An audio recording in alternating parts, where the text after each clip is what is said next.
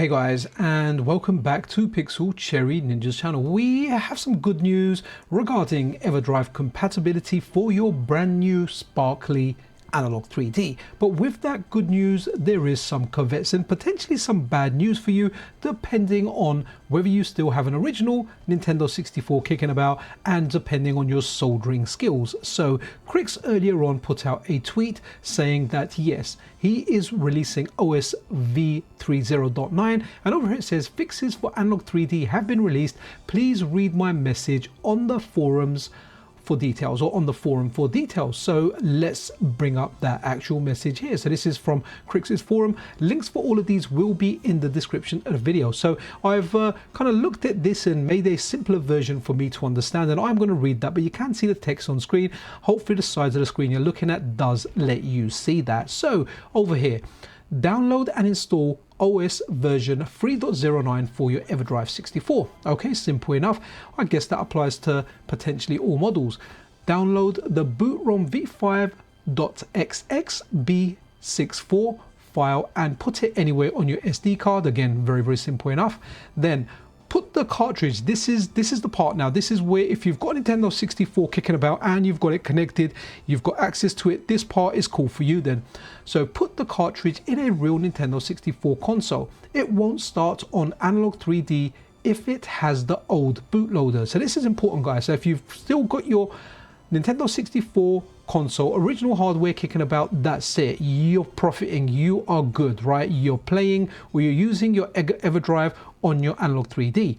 All right, let's continue with this. So on the EverDrive menu, select the bootrom v5.xx.b64 file and press A. Again, simple enough. When the installer appears, press start to install it, and that's pretty much it. Once you've done that, once you've added the software that Krikzz tells you, you've inserted it in a real Nintendo 64 and you've pressed the A button and press start where Krikzz tells you. Definitely check out the post if you've got your Nintendo 64 kicking about and you've got an Analogue 3D where you want your EverDrive to work. So here's a few extra notes. So OS version 3.09 already includes the installer and makes things more stable on Analogue 3D. Any new EverDrive 64 bought from Krikzz will already have the new bootloader installed. So guys, if you buy a new one, it sounds like you don't potentially need to go through this process. It will be compatible with the Analogue 3D. So Krikzz is making the adjustments for new customers. Don't 100% quote me on that, but that is how I'm seeing it based on the post that I'm reading. So hopefully if you do buy a new one now, it's ready to go, even if you don't have a Nintendo 64 or you can't solder, right?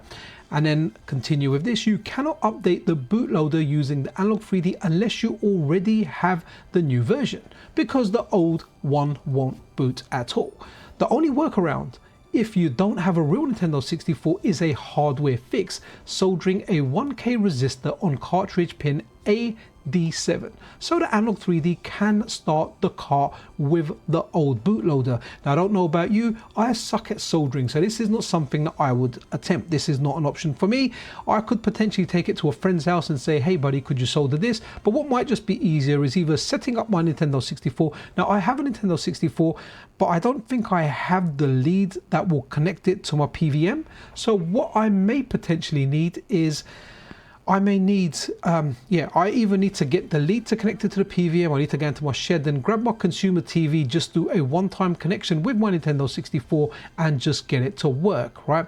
And the final thing here, the EverDrive 64 version 2X and version 3 models seem to work fine already with operating system 2.13, and then version 2.5 has been tested and works. So guys, that's kind of it. Now I actually bought an EverDrive, and all I did, look, so I ordered this as soon as the Analogue 3D was announced. I was like, okay, let me just grab an EverDrive and put it in case all of a sudden people go rushing and buy it. That was 2 years ago it arrived, and the only thing I did was I opened it once to make sure it was in there. I'm so lazy, I haven't even bothered connecting it to my actual Nintendo 64 and trying it out. Hopefully it does work. I know Krikzz is really cool with any products that might be defective, but I haven't even tried it yet. So this is something that I need to do. My Analogue Pocket, oh, I say Pocket, guys, I'm talking about the 3D here. Pocket is just embedded in my head because I've been doing videos on that for 3 years. My Analogue 3D is en route. I'm just waiting for a notification to say yes, it's coming to you,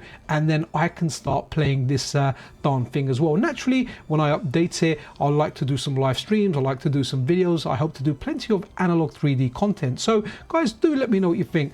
I know for you guys out there that have got, say like me, the EverDrive X7, and you've got your Nintendo 64 kicking about, well, that's an easy one for you. You just do an update, you stick it in your console, you press A, you press start, bada bing, bada bo, you are ready to go. If you don't have a Nintendo 64, then oh, I get it. You've got the X7 there, you can't get it working, or you've got a model of the EverDrive, you can't get it working. Hopefully you guys do have a friend that might have a Nintendo 64 kicking about. Ultimately, you might be able to solder it. That just depends on your skills. So either you've got Nintendo 64, boom, just do it that way. You haven't got an N64 and you're good at soldering. Now, for anyone out there that has one of these EverDrives, doesn't have a real Nintendo 64, doesn't have the skills to do soldering or can't get it done, then yeah, I kind of feel for you. I really do hope something comes out that's easier for everyone out there, but for now something is there. We can see Krikzz is trying, and if there was a different way, another way, then I'm sure he would have done it. So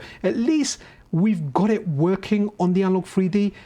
It just means you need to like take additional steps. You need that N64, you need to do that soldering. Do let me know what you think. Are you someone that's going to solder it? Let me know in the comments below. Are you someone that still has the Nintendo 64 set up and went, yes, I'm so glad I haven't packed it away? Or have you got your 64 kicking about, and once you actually get your EverDrive working on the Analogue 3D, are you going to retire your Nintendo 64? Anyway guys, that's kind of it for this video. If you enjoy FPGA gaming content, then subscribe to the channel, like this video. Hyping it also really helps.